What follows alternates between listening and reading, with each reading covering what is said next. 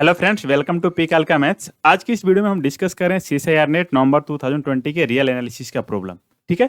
Question क्या है? Question कह रहा है कि आपके पास एक सीरीज दिया गया है और बताना है कि सीरीज यूनिफॉर्मली कन्वर्ज करेगा या कन्वर्ज करेगा, और एक्स के किन वैल्यूज के लिए यूनिफॉर्मली कन्वर्ज कर सकता है या फिर कन्वर्ज करेगा। ठीक है। पार्ट बी का क्वेश्चन है, मीन्स ओनली वन करेक्ट होगा। तो चलिए शुरू करते हैं। इसमें क्या है, एक वायरस्टार्स एम टेस्ट यूज होता है। वायरस्टार्स एम टेस्ट आप जानते होंगे तो ठीक है, अदरवाइज मैं यहाँ पे स्टेटमेंट लिख दे रहा हूँ और फिर आपको समझाने की कोशिश करता हूँ। वायरस्टार्स एम टेस्ट कहता है कि आपके पास कोई सीरीज ऑफ फंक्शन है, ठीक है, ए मैंने ले लिया। A series uniformly oblique absolutely converge करेगा on given region A B. ठीक है, यहाँ एक्स का वैल्यू है कि x belongs to this region. Okay, तो a series uniformly absolutely converge करेगा इस डोमेन पे अगर आपके पास कोई दूसरा सीरीज एम एन और पॉजिटिव नंबर एग्जिस्ट करता हो, सच दैट ये जो एफ एन एक्स है ये इस एम एन से बॉन्डेड हो। ठीक है, for all x belongs to this region. Okay, अगर इस टाइप से होता है तो हम बोलेंगे कि ये एफ एन जो है यूनिफॉर्मली और एब्सोल्युटली कन्वर्ज करेगा। ठीक है, तो यहाँ पे हमारा टास्क क्या हो जाता है, ये तो हमारा पूरा एफ एन एक्स है, राइट। हमारे यहाँ पे ड्यूटी होता है एक एम एन को खोजना है कि वो कौन सा एम एन है जिसके लिए ए प्रॉपर्टी होल्ड कर रहा हो। ठीक है, अगर ऐसा बात बन गया तो हमारा डायरेक्टली यूनिफॉर्मली कन्वर्जेंट हो जाएगा। तो चलिए करके देखते हैं। यहाँ पे हमारा एफ एन एक्स क्या है, तो हमारा एफ एन एक्स है आपका -1 to the power n sine n x अपन में n to the power log a to n. ठीक है, और आपको पता होगा कि साइन एक्स बॉन्डेड बाई 1 होता है। ठीक है, तो इसका मतलब ये हुआ कि ये पूरा ऊपर वाला बाउंडेड बाई 1 हो जाएगा क्योंकि -1 टू द पावर n है।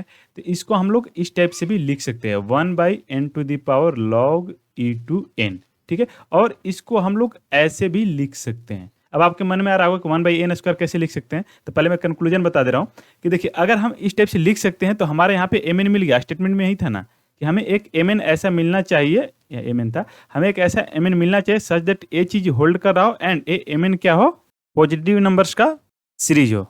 एंड एम एन क्या था, यहाँ पे ये जो सीरीज था ये क्या था, कन्वर्जेंट सीरीज था। तो यहाँ पे देखिए, अगर मैं ये समेशन लगाता हूँ तो इसका मतलब क्या करेगा, ये कन्वर्ज करेगा। तो कन्वर्जेंट सीरीज हो गया, तो इसका मतलब हमारा स्टेटमेंट सेटिस्फाई कर गया। अतः ये गिवन सीरीज क्या करेगा, कन्वर्जेंट होगा, यूनिफॉर्मली कन्वर्जेंट होगा। किसके लिए, एक्स के ऊपर तो हमारे पास कोई रिस्ट्रिक्शन लगा ही नहीं। तो जब एक्स पे रिस्ट्रिक्शन नहीं लगा, इसका मतलब फॉर ऑल एक्स हो गया। तो इस केस में हमारा ऑप्शन 4 ट्रू हो जाएगा। अब हमें ये जानना है कि ये वाला चीज़ कैसे हुआ। ठीक है, तो मैं इसको बताता हूँ।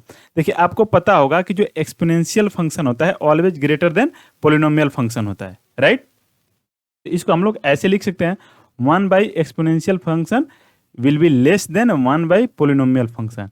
ठीक है, ये ध्यान रखना है, ये लार्ज वैल्यू के लिए होता है। ये नहीं कि आप n=1 2 रख के चेक करना और बोलना कि पार्टिकुलर के लिए सेटिस्फाई नहीं कर रहा है। ठीक है, फॉर सफिशिएंटली लार्ज वैल्यू के लिए हम लोग ये चीज देखते हैं। ऐसा सीएसआईआर नेट में 2018 में भी क्वेश्चन पूछा चुका है, सिर्फ इस पे बेस्ड पूछा जा चुका है।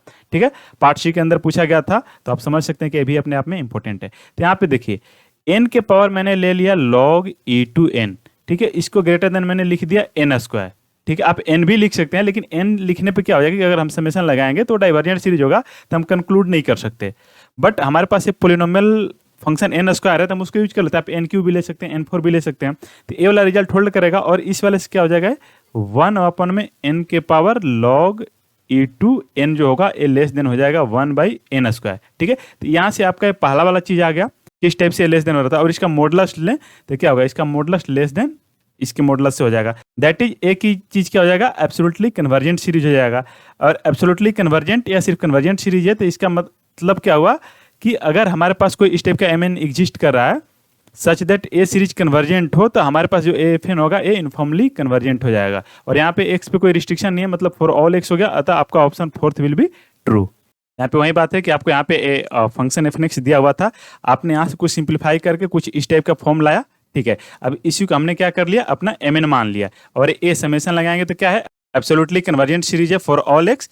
ठीक है, क्योंकि ये तो एन से फ्री है, तो एब्सोल्युटली कन्वर्जेंट है फॉर ऑल एक्स। इसका मतलब हमारे पास ए वाला रिजल्ट होल्ड करने लगा और एक कन्वर्जेंट सीरीज मिल गया।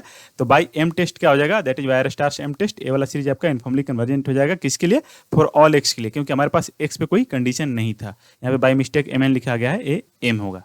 ठीक है, तो ये एम टेस्ट है। तो इस तरह से आपका ऑप्शन 4 ट्रू होगा। तो आई होप आज का वीडियो आपके लिए हेल्पफुल होगा। Thank you.